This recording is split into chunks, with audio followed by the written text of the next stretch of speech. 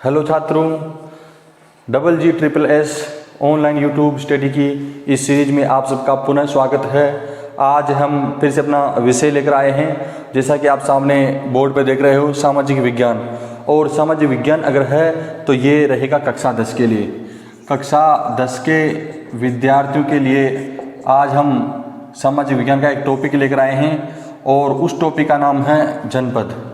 देखिए, जनपद महाजनपद से छोटी इकाई है, क्योंकि महाजनपद अपन ने पहले पढ़ा था, कक्षा 12 के लिए था, वैसे कक्षा 10 के लिए भी था। लेकिन जनपदों से आगे बढ़ते हैं तो महाजनपद आते हैं। और ये जनपद जैसे पूरे भारत में जो प्रांत होते हैं तो वो उस ज़माने में 16 प्रांत थे, और यूँ कहे तो 16 महाजनपद थे। लेकिन ये ज़िले का काम करते थे, और ये जैसे राजस्थान में ज़िले हैं, किसी भी स्टेट में ज़िले होते हैं, तो उसी प्रकार ये जनपद हुआ करते थे। तो अपन राजस्थान के जनपदों की बात करते हैं, और ये राजस्थान में कितने जनपद थे और उनका नाम क्या था, तो उनके बारे में देखेंगे अपन। वैसे तो ये जो जनपद थे ये आपसी संघर्ष के बाद में यूनानी आक्रमणकारियों के द्वेष से, यानी यूनानी आक्रमण से डरकर ये भारत की सीमाओं में आए थे, और उत्तर पश्चिमी दिशा में कबीले के रूप में आए थे, और आकर जहाँ पर भी इनको स्थान मिला वहाँ पर आकर ये बस जाते हैं। ये कबीलेपन की जातियाँ थी, और जहाँ पर इनको जगह मिली राजस्थान में बस जाती है, खासकर पश्चिमी राजस्थान में आ जाती है, और ये पाकिस्तान वाले पंजाब की तरफ से आई थी। तो देखते हैं जनपद में, और जो पाठ्यक्रम में दे रखा है, पहला जनपद है अपने जांगल। देखिए, पहला जनपद अपने जांगल है। यहाँ से 4 नंबर का प्रश्न आता है, अपने 4 नंबर का क्वेश्चन आता है कि राजस्थान के प्रमुख जनपदों के बारे में बताइए। तो ये पहला जांगल आता है। देखिए, जो जांगल जनपद है ये राजस्थान में, वर्तमान राजस्थान के बीकानेर व नागौर के इलाके में आता है, यानी वर्तमान बीकानेर और नागौर के क्षेत्र में आता है जांगल। और जांगल थे, उसमें जांगल के 2 नाम हुआ करते थे। इसकी जो राजधानी थी वो राजधानी हुआ करती थी, इसकी जो राजधानी थी उसका नाम था अहिछत्रपुर था। जांगल प्रदेश की जो जांगल जनपद था उसकी राजधानी का नाम अहिछत्रपुर था। और अहिछत्रपुर वर्तमान में जो नागौर है उसका पुराना नाम क्या था? नागौर को पहले अहिछत्रपुर कहते थे। तो बीकानेर और नागौर का जो बीच का इलाका पूरा आता है वो जांगल में आता है। और इसमें माद्रे जांगल और 2 इसके प्राचीन नाम थे। जो बीकानेर का महाराजा था, बीकानेर के महाराजा को जांगलधर बादशाह की उपाधि दी जाती थी। किसको? बीकानेर के महाराजा को, यानी उस जनपद का जो राजा था उस बीकानेर से हुआ करता था, और बीकानेर के महाराजा को जांगलधर बादशाह की उपाधि से अभिभूत किया जाता था और सम्मानित किया जाता था। और तथा आगे जाकर जो वहाँ के सिक्के मिलते हैं वहाँ पर जय जांगलधर ऐसे लिखा हुआ मिला है। तो अपन कह सकते हैं कि जांगल जो प्रदेश है वो राजस्थान के पश्चिमी बीकानेर और नागौर के आसपास का, बीकानेर, नागौर और जोधपुर के मध्य का क्षेत्र था, और जहाँ पर बीकानेर से शासन किया करते थे, जिसकी राजधानी अहिछत्रपुर हुआ करती थी, जो कि नागौर का प्राचीन नाम था। आगे अपना दूसरा आता है सूरसेन। दूसरा अपने सूरसेन आता है, और सूरसेन था ये एक महाजनपद था पहले। तो ये अपने पूर्वी राजस्थान में आता है, और पूर्वी राजस्थान के भरतपुर और धौलपुर जो जिले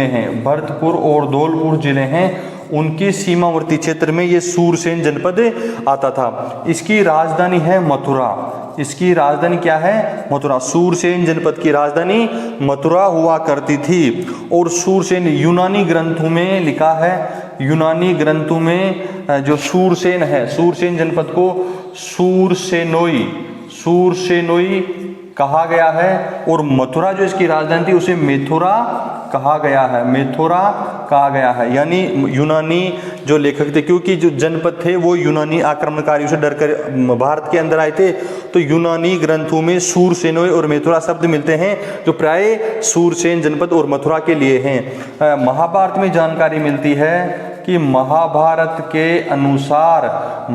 के अनुसार क्या है कि ये यादव वंश का ठिकाना था, यादव वंश का ठिकाना हुआ करता था। और यादव वंश के जो श्री कृष्ण हैं, यादव वंश के श्री कृष्ण हैं, उनके पिता वासुदेव यहाँ पर राज किया करते थे, वासुदेव यहाँ पर राज किया करते थे। तो ये सूरसेन जनपद के बारे में कुछ अपन को डिटेल मिलती है। अपन आगे बढ़ते हैं तो अपने सामने कुछ और जनपद आते हैं और उन जनपदों को भी अपन देख लेते हैं। एक मत्स्य जनपद है। वैसे तो मत्स्य महाजनपद भी हुआ करता था, लेकिन महाजनपद से पहले जब उनका साम्राज्य छोटा था और फिर महाजनपद से पहले जो इकाई थी वो जनपद हुआ करती थी।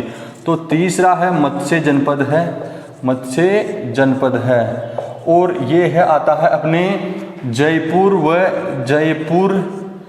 व अलवर के आसपास। जयपुर व अलवर के आसपास का जो इलाका है उसमें मत्स्य जनपद आता है, जिसकी राजधानी, इस मत्स्य जनपद की राजधानी विराटनगर हुआ करती थी। इस मत्स्य जनपद की राजधानी विराटनगर हुआ करती थी, जिसको वर्तमान में क्या कहते हैं, बेराट कहा जाता है। और मत्स्य जनपद की जो जानकारी मिलती है वो वैसे तो प्राचीन ग्रंथों से मिलती है, लेकिन मत्स्य जनपद कहते हैं कि चेदी जो महाजनपद था उसका अधिकार पहले मत्स्य जनपद पर था, उसका अधिकार पहले मत्स्य जनपद पर था और फिर अंततः चेदी और मत्स्य जनपद ये लास्ट में अंतिम में मगध जनपद में मिल जाते हैं। और ये मगध वो जगह है जहाँ पर हर्यक वंश और आगे जाकर मौर्य वंश के शासकों ने एक छत्र साम्राज्य की स्थापना की थी। तो अंत में जो सबसे शक्तिशाली महाजनपद था उसका हिस्सा मत्स्य जनपद बन जाता है। हालांकि मत्स्य जनपद चेदी वंश के अंतर्गत भी रहा था, इनके साम्राज्य के अधीन भी रहा था, लेकिन बाद में मगध जनपद में मिल जाता है। इसकी जानकारी हमें मिलती है अशोक से। देखो, मौर्य वंश का शासक अशोक था, मौर्य वंश का शासक अशोक था। उस अशोक के कुछ अभिलेख मिले हैं, अशोक के अभिलेख मिले हैं बेराट से। यानी जो मत्स्य जनपद का वर्तमान ठिकाना है जयपुर के आसपास पहाड़ियों में अशोक महान सम्राट था, मौर्य शासक, जिसके अभिलेख मिले हैं बेराट में और जिसे बेराट की सभ्यता कहते हैं। तो यहाँ पर स्पष्ट रूप से मत्स्य जनपद की जानकारी मिलती है। तो ये मत्स्य जनपद की जानकारी अपनी आती है। इसके आगे अपना चौथा जो जनपद है वो है सीवी। ये सीवी थी, इसका मूल जो स्थान था वो था पाकिस्तान में। सीवी जनपद के लोग पाकिस्तान में रहा करते थे और इनकी राजधानी थी शिवपुर। इनकी राजधानी क्या थी? शिवपुर। सीवी जनपद पाकिस्तान में रखता है स्थान और प्राचीन काल में इसकी राजधानी शिवपुर थी। और शिवपुर थी जो यहाँ से यूनानी आक्रमणकारी आए और ये पंजाब में आ गए और दक्षिणी पंजाब में आने के बाद इन्होंने अपना निवास स्थान वहाँ पर शुरू कर दिया, वहाँ पर रहने लग गए। लेकिन कालांतर में क्या होता है कि सीवी जनपद आकर वर्तमान मेवाड़ में स्थापित हो जाता है। और वर्तमान मेवाड़ में क्या है कि जो इसकी राजधानी है वो नगरी हुआ करती है। वर्तमान में सीवी जनपद की राजधानी नगरी चित्तौड़ के पास एक नगरी स्थल है, चित्तौड़ के पास ही एक नगरी स्थल है, वहाँ पर सीवी जनपद की जानकारी मिलती है। और वो जानकारी जिस चीज़ से मिलती है वो सिक्के मिले हैं, वहाँ पर सीवियों के सिक्के मिले हैं। नगरी के पास सीवियों के बहुत सारे अथाह भंडार मिला है, जो कि प्राय इतिहासकारों के द्वारा अनुमान लगाया जाता है कि सीवियों के सिक्के थे और काफ़ी प्राचीन काल के ये सिक्के थे।